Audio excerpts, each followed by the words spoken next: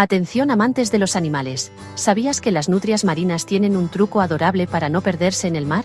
Mientras duermen, se toman de la mano. Así, se mantienen unidas y no se separan por las corrientes. A veces forman grandes balsas flotantes, todas agarradas, como si fuera un gran abrazo acuático.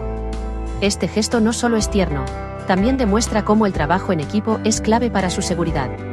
La próxima vez que veas a una nutria marina, recuerda, detrás de esa carita adorable, hay un verdadero ejemplo de compañerismo en la naturaleza. Gracias por ver este short, y ya sabes, suscríbete para más contenido como este.